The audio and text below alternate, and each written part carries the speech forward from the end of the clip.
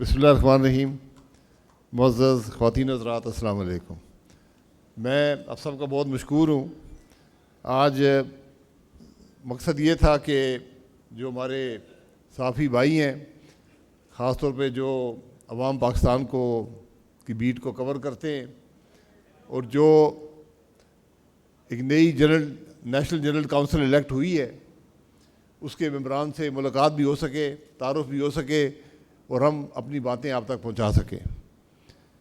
یہ پاکستان کی سیاسی تاریخ میں پہلا موقع ہے کہ کسی جماعت نے جو جنرل کونسل ہوتی ہے، جو پارٹی کو عہدیداروں کو الیکٹ کرتی ہے، اس کونسل کو بھی الیکٹ کیا.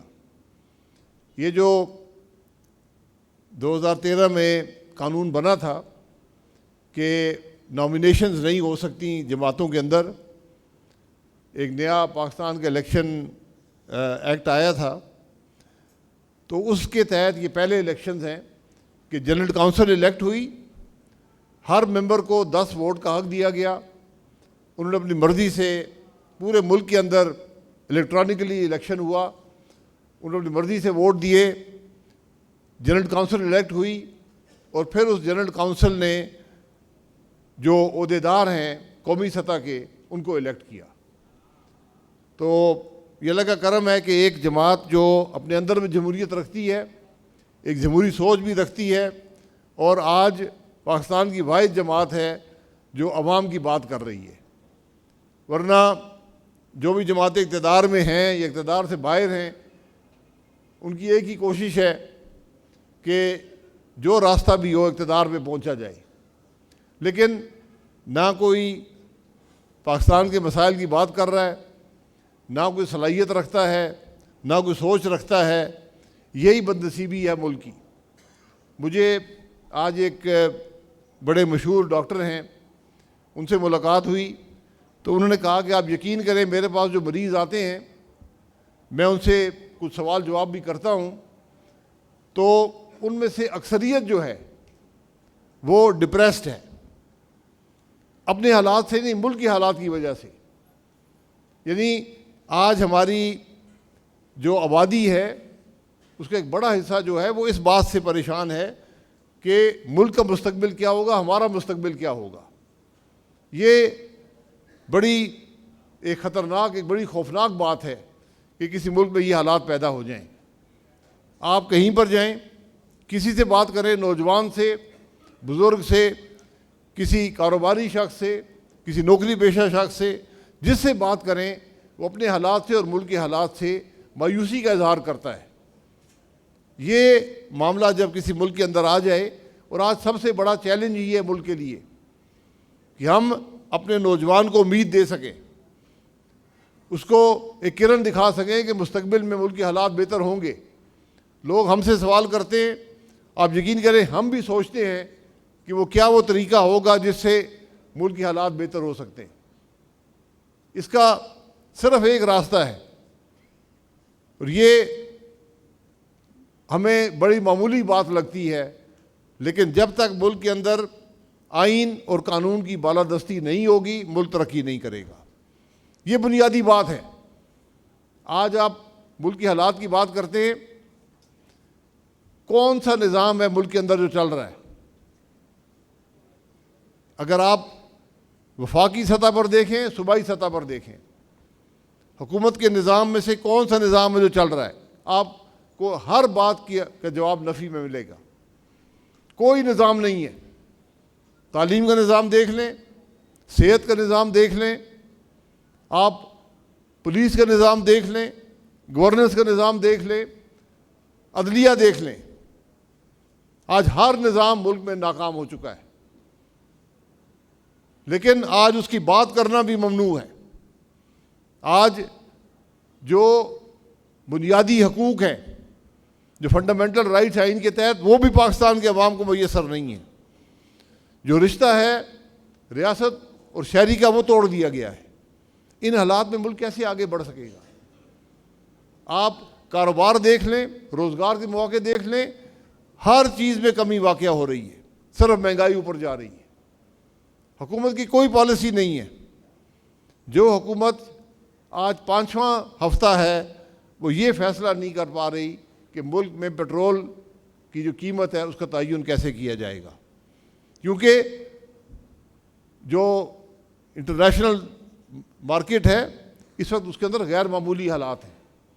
آپ اس 50 سال پرانے نظام سے جو پی ایس او کے جو کارگوز آتے ہیں، جو پی ایس او خریداری کرتا ہے، اس کی بنیاد پہ آج پیٹرول ڈیزل کی قیمت کا تعین نہیں کر سکتے، کیونکہ حالات اتنے مختلف پیدا ہو گئے کہ وہ نظام جو آپ 1970 کے اشرے میں یا 80 کے اشرے میں کرتے تھے وہ نظام آج کامیاب نہیں ہو سکتا۔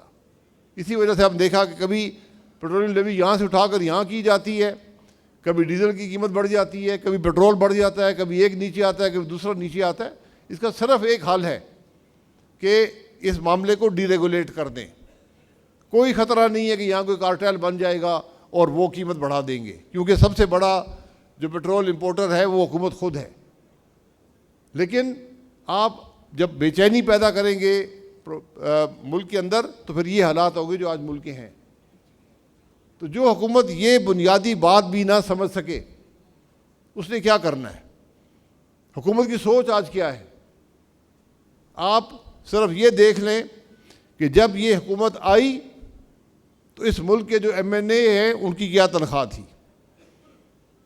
جو ایم پی ہیں ان کی کیا تنخواہ تھی، جو سینیٹر ہیں ان کی کیا تنخواہ تھی، جو وزیر ہیں ان کی کیا تنخواہ تھی، جو سینٹ کے چیئرمین ہیں ان کی کیا تنخواہ تھی، جو قومی اسمبلی کے اسپیکر ہیں ان کی تنخواہ کیا تھی، ان سب کے پاس کون سی گاڑیاں تھیں، اور آج کیا ہیں؟ یہ فرق جب آپ دیکھیں گے تو آپ حیران ہو جائیں گے کہ کس سوچ کے ساتھ آج حکمران ہو۔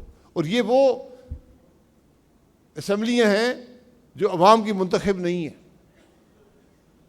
عوام کی جب اسمبلیاں منتخب نہیں ہوتی پر وہ یہی کام کرتی ہیں جو ان اسمبلیوں نے کیا، ان کو کوئی پرواہ نہیں ہے۔ جس ملک کے اندر ججوں کو 11.5 کروڑ کی گاڑیاں بانٹی جائیں اور حکومتی وزراء اس کا دفاع کریں ٹی وی پر، میں کیا کہہ سکتا ہوں؟ مجھے دنیا میں کوئی ملک دکھا دیں جو ججوں کو 11.5 کروڑ کی گاڑیاں بانٹتا ہو۔ ہم نے $7 کروڑ سے زیادہ کا جہاز خرید لیا، کوئی پرواہ نہیں ہے، کوئی فکر نہیں ہے۔ اس جہاز کی ضرورت کیا ہے؟ ان گاڑیوں کی ضرورت کیا ہے؟ کیا جو ماضی میں M N A M P A جس تنخواہ پہ گزارا کرتے تھے آج نہیں کر سکتے؟ یہ ایک سوچ کی خرابی ہے، ایک فکر کی خرابی ہے، ایک عوام سے لا تعلقی ہے جو آج ملک کے اندر قائم ہے۔ لیکن بدقسمتی یہ ہے کہ آج یہ بات کرنا بھی منع ہے، میڈیا اس کی کوریج بھی نہیں کر سکتا، لیکن کب تک یہ باتیں دبائی جائیں گی؟ ہم نے کل کراچی کے معاملات پر بات کی، کسی پر کیچڑ نہیں اچھالا، کسی پر تنقید ذاتی نہیں کی۔ ہم نے کہا بھائی اس شہر میں، اس صوبے میں پیسہ آتا ہے، وہ اس ملک کے عوام کا پیسہ ہے، یہ حکومت چھاپ کر نہیں بھیجتی، یہ اس ملک کے عوام کا پیسہ ہے جو یہاں پر خرچ ہوتا ہے۔ لیکن کیا ہم سڑک بھی بنانے سے قاصر ہیں؟ ایک سڑک بنانے میں 5 سال لگنے چاہیے۔ ایک ملک کے اندر ایک ڈیولپمنٹ کا پروجیکٹ ہے، عوام کی بنیادی جو سہولت ہے کہ ان کو ٹرانسپورٹ مہیا ہو، وہ بھی ہم نہیں دے سکتے۔ ہم پانی کے پائپ نہیں بچھا سکتے کہ پانی عوام کے گھروں تک پہنچ سکے۔ پاکستان کے سب سے بڑے شہر میں، دنیا میں ایک بڑا شہر تصور ہوتا ہے کراچی، اس کی آج یہ حالت ہے کہ اس کے گھروں میں پانی نہیں ہے، ٹینکروں میں پانی آتا ہے۔ ہم اشرافیہ کی بات کرتے ہیں، یہ اشرافیہ ہوتی ہے جو ملک کے نظام پر قابض ہو جاتی ہے، جو اس نظام سے اپنا مفاد حاصل کرنا شروع کر دیتی ہے، عوام کو مفاد ثانوی حیثیت رکھتا ہے۔ یہ بات آج عوام پاکستان کرتی ہے اور انشاءاللہ کرتی رہے گی، کیونکہ یہی آج وقت کی ضرورت ہے۔ حکمرانوں نے اگر کچھ کرنا ہوتا، آج ہر بڑی جماعت کے پاس حکومت ہے، ان کی کیا کارکردگی ہے؟ کیا وہ عوام کے مسائل حل کر سکیں؟ کیا عوام کو سہولت دے سکیں؟ ان کی حالت بہتر کر سکیں؟ ابھی آپ کو مفتاح صاحب نے بتایا کہ بدنصیبی یہ ہے کہ پچھلے 15 سال سے آج جو مجموعی آمدن ہے، جو اوسطاً آمدن ہے پاکستانی گھر کی، وہ کم ہو چکی ہے. یعنی ہر پاکستانی پچھلے 15 سال سے زیادہ غریب ہے. اس کا جواب کسی کے پاس ہے؟ ہم صرف آپٹکس کی حکومت چلاتے ہیں.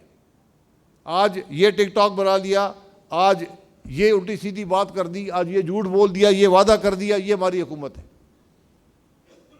یہ بدنصیبی ہے جس کا سامنا آج اس ملک کے عوام کو ہے. یہ وہ حکمران ہیں جو ملک کے نوجوان کو کوئی امید دینے کے قابل نہیں ہے. آج ملک کا نوجوان باہر کا رخ کر رہا ہے. حکومت کے اپنے اعداد و شمار ہیں کہ 15 لاکھ لوگ پچھلے سال چھوڑ کے چلے گئے، اور حکومت شاید یہ سمجھتی کہ بوجھ کم ہو گیا ہے. ان کی یہ سوچ یہ ہے کہ یہ بوجھ ملک سے کم ہو گیا اور یہ باہر جا کر ہمیں مزید پیسے بھیجیں گے اور ہمارا کام چلتا رہے گا. اس طرح ملک نہیں بنا کرتے، اس طرح معاشرے نہیں آگے چلتے. آج پاکستان کو نے اگر آگے چلنا ہے، اس کو وسیع پیمانے پر اصلاحات کرنی ہوگی. وسیع پیمانے پر نظام کو اتنا بدلنا پڑے گا کہ نظام پہ چھانا نہ جائے، پھر جا کر ملک کی اصلاح ہوگی، پھر ملک آگے بڑھ پائے گا. ورنہ جو یہ زوال کا راستہ ہم نے 78 سال میں اپنایا ہے، یہ بد سے بدتر ہوتا جائے گا. اس میں کوئی اصلاح کی امید خود نہیں ہے. جب تک حکمرانوں کی سوچ، جب تک عوام کی رائے کا احترام نہیں ہوگا، ایسے حکمران نہیں آ سکیں گے جو عوام کے مسائل حل کر سکیں گے. آج بدنصیبی ہے، پچھلی حکومت بھی، یہ حکومت بھی، کسی نے کسی بھی ملک کے نظام کی اصلاح کرنے کی کوشش نہیں کی، بات بھی نہیں کی. تو پھر ملک کیسے آگے بڑھے گا؟ یہ وہ چند باتیں تھیں جو آپ کے سامنے رکھنا تھیں، اور یہ بدنصیبی ہے کہ بار بار یہی باتیں کرنی پڑتی ہیں. آپ آج دیکھ لیں، قومی اسمبلی، صوبائی اسمبلی، کیا وہاں عوام کی بات ہوتی ہے؟